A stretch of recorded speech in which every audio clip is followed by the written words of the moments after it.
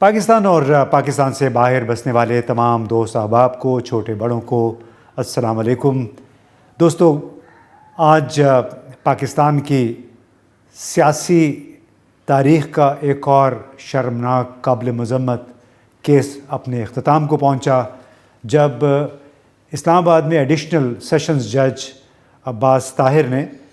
Retired general امجد شعیب کو باعزت طور پہ بری کر دیا۔ اب اس کیس کا پاکستان کی پرسپشن، پاکستان کے امیج کے ساتھ کیا تعلق ہے، کیا کھویا اور کیا پایا ہم نے اس کیس کے نتیجے میں، یہ ہم آپ کو بتاتے ہیں۔ لیکن اس سے پہلے اس چینل کو آپ دوسرے دوستوں کے ساتھ ضرور شیئر کریں اور انہیں سبسکرائب کرنے کا بھی ضرور مشورہ دیں۔ تو جناب، آج صبح میں دفتر کی طرف جب پہنچا تو ہمارا دفتر چونکہ F8 کچہری کے پاس ہے، ایڈیشنل جو سیشن کورٹ تھی وہ بھی ادھر ہی تھی۔ ہم حیران رہ گئے، درجنوں پولیس اہلکار، رینجرز اہلکار یہاں پہ موجود تھے، اور ہمیں بتایا گیا کہ تقریباً 8 بجے سے، یعنی جنرل امجد شعیب کو عدالت میں پیشی کے لیے تقریباً 8 بجے لایا جا چکا تھا، اور اندر جانے کے تمام راستے بند تھے۔ آپ یہ تصویریں دیکھ رہے ہوں گے، یہ ویڈیوز،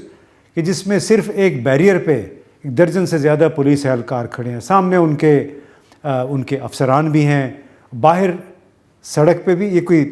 3-4 ٹرک تھے جس میں پولیس اور رینجرز کے سپاہیوں کو یہاں پہ لایا گیا۔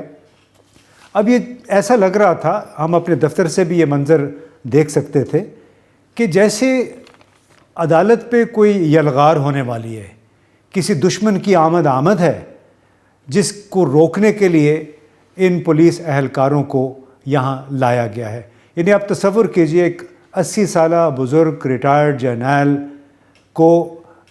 لایا گیا حوالات سے عدالت، اور ان کی خاطر اتنی بڑی تعداد میں، یعنی پاکستان کے وسائل کا، پاکستان کے سرکاری اداروں کا کس انداز میں یہ مذاق اڑایا جا رہا ہے کہ بزرگ پاکستانی شخصیت کی عدالت میں پیشی کے وقت اتنے زیادہ لوگوں کو، اتنے زیادہ پولیس افسران کو اور رینجرز کے اہلکاروں کو یہاں پہ تعینات کیا گیا۔ اسی حوالے سے ایک بات آپ کو یہ بھی بتاتے چلیں کہ امجد شعیب کوئی پہلے جرنیل نہیں ہے جو کہ اس ریاست کی پولیس اور اس پولیس کے جو سربراہان ہیں، سیاسی سربراہان یعنی باسز کے بھونڈے پن کو ظاہر کرتا ہے۔ یعنی جس بھونڈے انداز میں امجد شعیب صاحب پہ ایک الزام لگایا گیا 25 فروری کو، بول ٹی وی کے ساتھ ان کا انٹرویو تھا، اس میں انہوں نے کچھ ایسی باتیں کہیں جو ایک معلوم نہیں، کوئی اویس خان میجسٹریٹ ہیں، معلوم نہیں ان کو کس نے کہا، اب کئی لوگوں کو معلوم بھی ہے کس نے کہا ہوگا، انہوں نے ان کے خلاف ایک FIR درج کروا دی کہ انہوں نے حکومت پاکستان یا ریاست پاکستان کے سرکاری افسران کو، پولیس اہلکاروں اور جو فوجی اہلکار ہیں ان کو اکسانے کی کوشش کی ہے، عوام کو بغاوت کی طرف مشتعل کرنے کی کوشش کی ہے۔ یہ ایک الزام تھا جو کہ پاکستان پینل کوڈ کے سیکشن 505 اور 154A کے تحت ان کے خلاف دائر کیا گیا۔ اور اب اندازہ لگائیے کہ انہوں نے اپنی ایک رائے کہی ایک انٹرویو میں، اور اس کی بنیاد پہ بڑا قومی حمیت یعنی غیرت جاگی میجسٹریٹ اویس خان کی۔ حالانکہ حکومت پاکستان کے اور مسلح افواج کے ملازمین کی تعداد کم از کم 30 لاکھ ہوگی پورے پاکستان میں، ان میں سے واحد جو اہلکار تھے میجسٹریٹ صاحب، ان کی غیرت جاگی، اور انہوں نے اس شخص کے خلاف FIR کروائی جو کہ پبلکلی اپنے ہر انٹرویو میں، اپنے ہر بیان میں وہ یہ کہتے ہیں کہ میرا سافٹ ویئر پاکستان ہے، میرا خون کا گروپ P پازیٹیو یعنی پاکستان ہے، اور ہر موقع پہ وہ پاکستان کی مسلح افواج کا دفاع کرتے رہے ہیں۔ لیکن اس دوران آپ دیکھیے کہ ان کے ساتھ کیا معلوم نہیں، انہیں ہتھ کڑی لگی نہیں لگی، جس طرح پہلے اعظم سواتی صاحب کو، شیخ رشید اور فواد چودھری کو بغاوت کے اور عوام کو اکسانے کے الزام میں مقدمات میں گرفتار کیا گیا اور ان کو پھر ہتھکڑیاں بھی پہنائی گئیں۔ لیکن کتنے شرم کی بات ہے جو جنرل امجد شعیب کے ساتھ ہوا۔ اعظم سواتی، فواد چودھری، شہباز گل، یہ پہلے مثالیں ہیں۔ اب ان سے پہلے 1951 میں میجر جنرل اکبر خان تھے، انہوں نے فیض صاحب جو مشہور شاعر تھے اور کچھ اور فوجی افسران کے ساتھ مل کے اس وقت کے وزیر اعظم لیاقت علی خان کے خلاف بغاوت کرنے کی کوشش کی تھی۔ اس بغاوت کو 18 مہینے وہ مقدمہ چلا، پھر بالآخر انہیں 1957 میں رہا کر دیا گیا۔ اس کے بعد 1980 میں جنرل تجمل حسین ملک جنرل ضیاء الحق کے خلاف سازش کے الزام میں گرفتار ہوئے۔ اس وقت چیف آف جنرل اسٹاف تھے جنرل جہانگیر کرامت، اور انہوں نے یہ بغاوت ناکام بنائی۔ جنرل جاوید اقبال تھے، ڈائریکٹر جنرل ملٹری آپریشنز بھی رہے۔ 2019 اپریل مئی میں انہیں جاسوسی کے الزام میں عمر قید سزا سنائی گئی۔ جنرل باجوہ کہا جاتا تھا کہ ان کے خلاف تھے، ان سے کوئی اختلافات تھے، اور اسی لیے ان کو عمر قید کی سزا سنا دی گئی۔ اور جب جنرل باجوہ چلے گئے تو نئے فوج کے سربراہ یعنی جنرل عاصم منیر نے جنرل جاوید اقبال کی سزا معاف کر دی۔ اس طرح 2019 میں جنرل اسد درانی، انہوں نے یعنی انڈیا کی انٹیلیجنس ایجنسی کے سابق سربراہ AS دولت کے ساتھ ایک کتاب لکھی، دی اسپائی کرونیکلز۔ اس کتاب میں جنرل صاحب نے بہت ساری باتیں کی ہوگی، بہت پاکستانیوں کو ان پہ اعتراض بھی ہوگا، لیکن بات یہ ہے کہ وہ 1990 میں 91 میں ریٹائر ہو گئے تھے، اور وہ سمجھتے ہیں کہ انہیں وہ باتیں کہنی چاہیے جو پاکستان کے حق میں ہیں۔ لیکن اس کتاب کے جواب میں GHQ کی طرف سے باقاعدہ حکم کے ذریعے جنرل اسد درانی کو ایگزٹ کنٹرول لسٹ پہ بھی ڈال دیا گیا، ان سے کئی مراعات بھی واپس لے لی گئیں، ان کے خلاف مقدمہ بھی ہو گیا۔ اس سے پہلے 2007 میں جنرل پرویز مشرف پر تنقید کرنے کے الزام میں جنرل حمید گل جو کہ ISI کے سابق سربراہ تھے، انہیں بھی گرفتار کیا گیا تھا۔ اور یہ وہ زمانہ تھا جب جنرل پرویز مشرف کی حکومت میں تمام اپوزیشن کے خلاف کریک ڈاؤن جاری تھا، اور بہت سارے اپوزیشن رہنماؤں کو گرفتار کیا جا رہا تھا۔ اب تازہ ترین شکار امجد شعیب صاحب ہوئے ہیں، کیونکہ ان کا بیانیہ بظاہر PTI کے بیانیے سے ملتا ہے، اس سے ہم آہنگ ہے، اور وہ بار بار یہ بھی کہہ رہے ہیں کہ پاکستان کی فوج نے ماضی میں جو غلطیاں کی ہیں وہ نہیں دہرانی چاہیے۔ وہ یہ بھی کہتے ہیں کہ پاکستان کی فوج کو دوسروں کی غلطیاں اپنے کندھے پہ نہیں اٹھانی چاہیے، اور یہ کہ سیاست سے دور رہنا چاہیے۔ تو جناب اس میں غلط کیا بات ہے؟ آپ تاریخ کے حوالے دے کے جب بات کرتے ہیں تو اس میں لامحالہ آپ اپنے تجزیے میں ایسی باتیں کرتے ہیں جو کہ حکمرانوں کو پسند نہ آئیں، لیکن جناب ان کی اپنی رائے ہے۔ آرٹیکل 19A کے تحت ہر پاکستانی کو اپنی رائے کہنے کا، تجزیہ کرنے کی آزادی حاصل ہے۔ تو یہ ایک بھونڈا طریقہ تھا جس کے تحت جنرل امجد شعیب کو گرفتار کیا گیا، ان کے خلاف مقدمہ بنایا گیا، اور پھر ایک بھونڈا طریقہ یہ بھی تھا کہ بار بار پولیس افسران ان کے فوٹو گرامیٹرک ٹیسٹ پہ اصرار کر رہے تھے۔ یہ وہ ٹیسٹ ہوتا ہے جس میں آپ کسی بھی آوازوں کو میچ کرنا چاہتے ہیں کہ یہ ان کی آواز ہے یا نہیں، جیسے آپ آڈیو لیکس کا آج کل بہت چرچا ہے، اس کے لیے فوٹو گرامیٹرک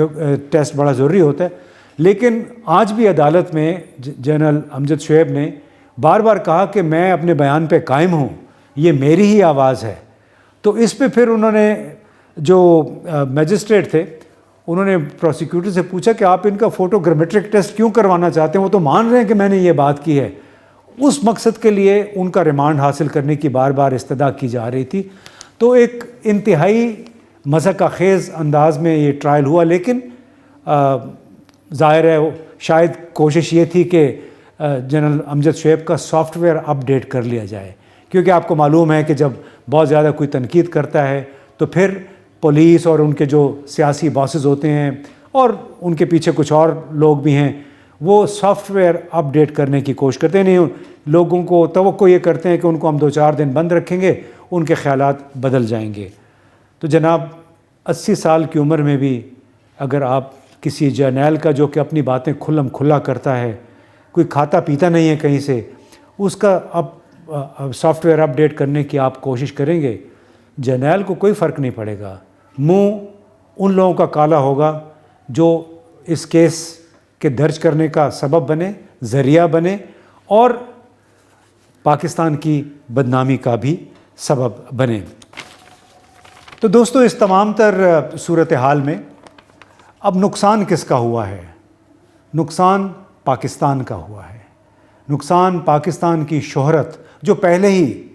بہت دگرگوں ہے پاکستان کی اقتصادی صورتحال کی وجہ سے، اس کو نقصان پہنچا ہے۔ اب اس حوالے سے تشویشناک ترین بات کیا ہے؟ وہ یہ ہے کہ human rights watch, Amnesty international اور اس طرح کے اور امریکی اور یورپی ادارے ہیں جو وقتاً فوقتاً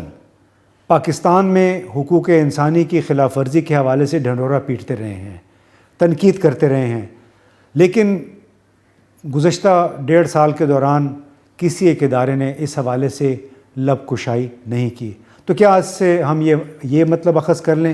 کہ اگر تو کسی ملک میں ان بڑے ممالک کی، امریکہ، برطانیہ اور ان کے ہم خیال جو ممالک ہیں، ان کی مرضی کی حکومت ہو تو وہ بھلے جو مرضی کرتے پھریں، حقوق انسانی کے ساتھ جو مرضی کر لیں، یہ بولیں گے نہیں۔ بھارت کی مثال آپ کے سامنے ہے، وہاں بھی جو غیر ہندو اقلیتیں ہیں جس میں مسلمان اور عیسائی پیش ہیں، ان کے ساتھ کیا کچھ نہیں ہوا گزشتہ 5-6 برسوں کے دوران، لیکن جناب مجال ہے یہ حکومتیں ٹس سے مس ہوئی ہوں، کیونکہ وہاں پہ حکومت ان کی مرضی کی ہے۔ بھارت ایک مقناطیس کی حیثیت رکھتا ہے سرمایہ کاری کے لیے، یورپ سے، امریکہ سے اربوں ڈالر کے اسلحے بھی خرید رہا ہے، تو وہ کیوں بات کریں گے؟ تو اور اگر حکومت مرضی کی نہ ہو تو پھر جناب آپ دن رات ہر دوسرے تیسرے دن حقوق انسانی کا نعرہ، اس کا ڈھول بجتا رہے گا۔ تو دوستو، آج کے اس ویلاگ کا لب لباب جو میں بیان کرنا چاہ رہا تھا کہ جو کچھ اعظم سواتی صاحب کے ساتھ، جو کچھ امجد شعیب صاحب کے ساتھ ہوا، اور یہ مناظر بھی آپ نے دیکھے، تصاویر بھی آپ دیکھ رہے ہیں، وہ یہ کہ پاکستان اور اس کے وہ رہنما